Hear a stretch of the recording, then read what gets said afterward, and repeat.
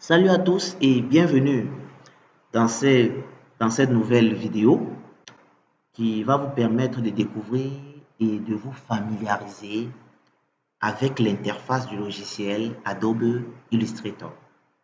D'entrée de jeu, je tiens à préciser que cette vidéo s'adresse aux débutants dans le domaine. Des personnes qui ont le logiciel installé dans leur machine, mais lorsqu'ils lancent le logiciel, sont un peu comme des chiens devant la télé parce que vous savez, l'interface est truffée d'éléments, d'outils. Parfois, on est un peu perdu. Alors, grâce à ce tuto, je vous assure, vous allez maîtriser cette interface. Pour commencer, nous allons d'abord lancer le logiciel. On vous présente cette fenêtre. Commencez par créer un nouveau document. Déjà, vous devez savoir que la version que j'utilise est la version 2020. Mais si vous possédez une version plus avancée ou alors une version en arrière, il n'y a pas de problème. On va cliquer sur Créer nouveau. Alors, vous voyez là, il y a une petite fenêtre qui apparaît. Récent, vous voyez, il y a récent et enregistré, mobile, web, impression, film, vidéo. Ces onglets-là correspondent aux différents types de documents que vous voulez créer. Alors, généralement, impression, ce sont des documents qui seront destinés à l'impression. On va imprimer à la fin. Illustration, ce sont des documents qui pourront être partagés sur les écrans, du genre des affiches publicitaires, publier même sur Internet, mettre en statut et autres. Ensuite, vous avez mobile, web, et ainsi de suite. Là, je vais choisir, par exemple, illustration, parce que je vais essayer de concevoir quelque chose qui sera destiné aux écrans. Donc, je clique dessus et je prends A4, un document A4. Vous avez donc là à votre droite les détails du paramètre de votre document.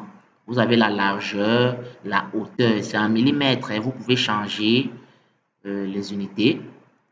Je vais laisser le millimètre. Ensuite, vous avez l'orientation de votre document. Là, c'est un paysage qui est coché, qui est activé. Je vais prendre le portrait. Et ici, vous pouvez définir le plan de travail. Le plan de travail, c'est-à-dire, si vous voulez faire un document qui aura deux faces, c'est-à-dire recto verso, vous pouvez définir ici deux plans de travail. Ou alors un seul plan si c'est recto simple. Si vous voulez même faire un document qui aura deux parties, vous pouvez tout dire deux plans de travail. Ici maintenant, vous avez l'option des fonds perdus. Alors, cette option va vous permettre, pour un document qui sera destiné à l'impression, vous devez définir les zones qui pourront être perdues lors de l'impression. Parce que vous savez, les machines qui vont imprimer parfois sont souvent configurées d'une certaine manière, de telle sorte que parfois, il y a certaines parties de votre document qui peuvent être perdues. Alors ici, donc, déjà, vous pouvez déjà définir cela. Généralement, les imprimeurs demandent de définir 5 mm de fond perdu, mais ça dépend de vous et vous pouvez même définir 6 ou 4 ou 3, ça dépend.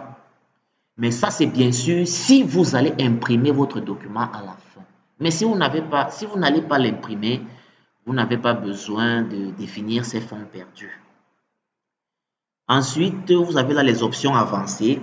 Pour les documents dessinés à l'écran, on va prendre le mode colorimétrique, couleur RGB et l'effet de pixelisation 72 ppp. Pour les documents destinés à l'impression, ici, on va prendre cyan, magenta, jaune, noir et on va prendre la résolution la plus élevée, 300 ppp. Voilà. Bon, je vais faire un truc pour l'écran, je mets RGB. Et ensuite, là, vous laissez le mode par défaut et vous cliquez sur Créer. On va donc vous afficher l'interface de travail. Alors, nous partons du haut vers le bas. Ici en haut, vous avez le menu, la barre de menu en fait. Cette barre vous permet de personnaliser l'interface, d'y travailler et autres. Vous avez par exemple là le menu fichier. Vous pouvez enregistrer votre document, vous pouvez l'exporter, vous pouvez importer les images que vous voulez ajouter même, ainsi de suite. Vous Vous avez le menu édition, le menu texte, etc. Ensuite, nous avons la fenêtre de contrôle. Ou alors, si vous voulez, la barre de contrôle. Vous voyez la barre qui est juste à côté de la barre de menu. Là en bas, voilà, en bas de cette barre, c'est la barre de contrôle qui peut être désactivée, bien sûr. Et pour cela, c'est simple. Vous venez à fenêtre, pardon. Vous venez à fenêtre, vous voyez là, il y a contrôle. Je vais cliquer sur contrôle, vous allez voir, elle disparaît. Lorsque je peux la remettre, je reviens là, contrôle, elle réapparaît. Ensuite, à votre gauche, là, vous avez la barre d'outils. Vous voyez, cette barre possède les objets que vous allez utiliser lors de votre travail. Là, on a l'outil de sélection. Là, c'est l'outil de sélection directe, la baguette magique et autres. Il vous suffit juste de poser le curseur dessus pour avoir le nom de ces différents objets. Ça, c'est déjà une barre d'outils personnalisée. Je peux la masquer comme je peux la faire réapparaître. Vous voyez, l'affichage change lorsque je masque. C'est maintenant une barre latérale. Je peux personnaliser cette barre en fait. Je viens ici à fenêtre. Vous allez voir, il y a barre d'outils. Vous cherchez voir la barre d'outils. Vous venez là. Il y a avancé. Avancé qui est coché. Je peux prendre de base, c'est-à-dire les outils de base. Vous allez voir, ça va changer. Voilà. Vous voyez, n'est-ce pas? Ça va changer. Je peux donc remettre la barre d'outils d'avant. Je vais prendre avancé. Ensuite, nous avons à droite là la fenêtre des propriétés. Elle a même disparu. C'est pas grave, je vais faire apparaître. Je clique sur fenêtre. Je vais venir là. Pardon.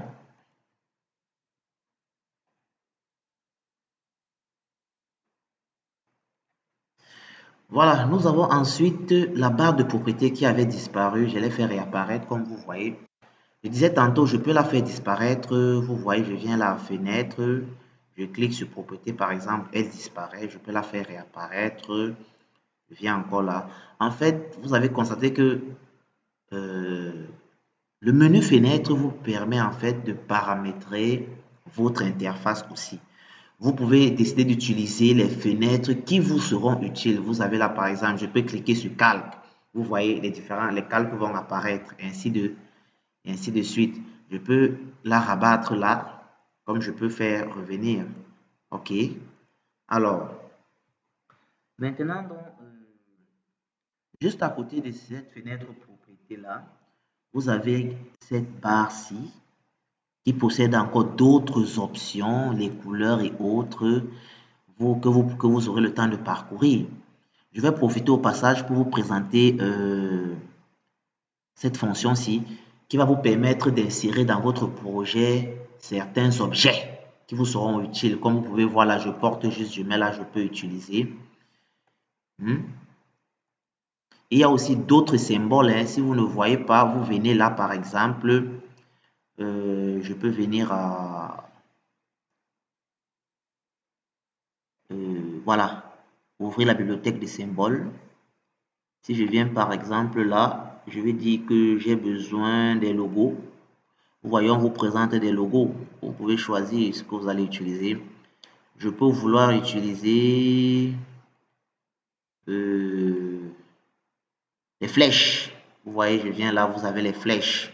Vous prenez une flèche, la flèche qui vous convient d'ailleurs, vous utilisez. Donc, c'est un peu ça. Vous aurez le temps de parcourir. Ensuite, nous allons revenir à la page blanche que vous voyez là.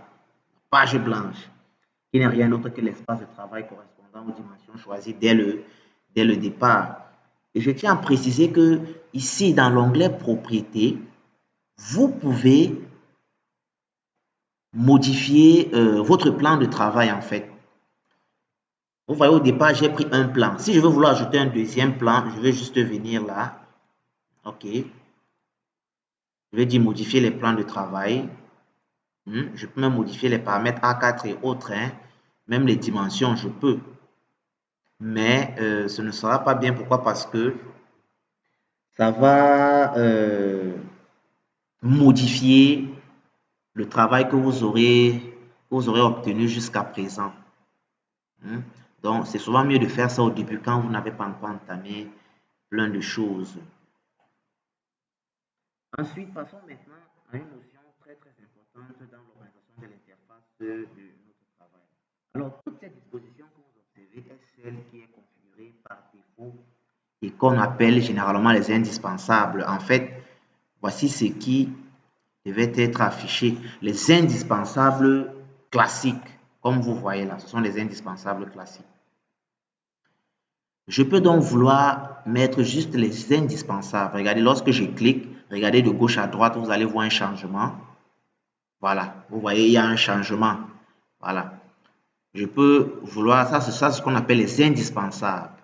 Maintenant, il y a les indispensables classiques, qui est celle qui est configurée pas par défaut, parce que par défaut, c'est les indispensables. Moi, j'ai préféré mettre les indispensables classiques pour tout voir.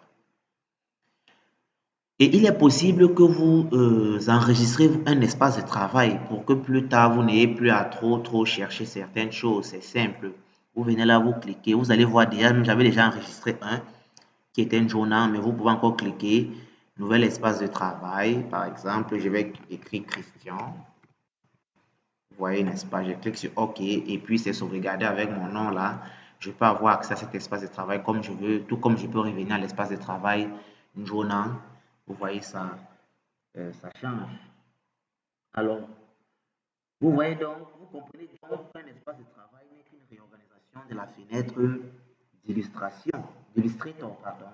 Ainsi donc, je peux décider d'ajouter autant d'éléments que je veux à mon espace de travail, comme je peux décider d'en retirer. Alors, avant de terminer ce tuto, sachez qu'il y a pas mal de paramètres à configurer au niveau des préférences d'Illustrator. Je parle en fait du design de la fenêtre. Vous aurez remarqué que la fenêtre a un thème noir. On peut vouloir mettre un thème blanc ou un thème gris ou autre. Vous venez ici à édition. Vous allez prendre préférences. Vous prenez interface utilisateur et puis vous venez là. Je peux dire que je veux le blanc. Vous voyez, ça change, n'est-ce pas? Je peux dire que je veux cette couleur. Je peux dire que je veux le gris, etc. Et si vous lisez aussi bien, vous allez voir qu'il y a d'autres paramètres que vous pourrez configurer. Bon, je vais laisser le noir. Et ensuite, j'ai oublié encore de vous dire, de vous parler de la notion de repère. Si vous regardez bien là, vous allez voir que les repères de mon espace de travail ne sont pas activés. Alors, pour les activer, c'est simple. Je vais venir là à repère, à affichage, pardon. Je clique sur affichage. Je viens là à règles. Je clique sur afficher les règles. Vous pouvez voir qu'on vous donne un raccourci pour encore afficher les règles plus rapidement. Vous cliquez sur CTRL R. Bon, j'ai décidé de cliquer là. Vous voyez, les règles sont apparues. Les règles sont apparues. Voilà. Alors, pour résumer donc, nous avons présenté la barre de menu, la barre d'outils, la barre de contrôle, la fenêtre des propriétés, les autres options. Et on a aussi vu que cette interface pourrait être paramétrée à votre guise. Vous pouvez la paramétrer à votre guise. Donc, il suffit donc de bien revoir ce tuto et d'essayer vous-même de vous familiariser avec ces différents objets et l'interface. Ainsi donc, je crois avoir fait le tour de l'interface de ce logiciel. Mais si j'ai oublié quelque chose, n'hésitez pas à me poser des questions en commentaire. Je vais bien sûr vous répondre. C'est donc tout pour aujourd'hui. J'espère que vous avez aimé. On se reprend la semaine prochaine, si tout va bien, avec une nouvelle vidéo. Et surtout, n'oubliez pas de vous abonner à la page pour recevoir des nouvelles vidéos par la suite et de liker, bien sûr. Merci à tous. Ciao, ciao.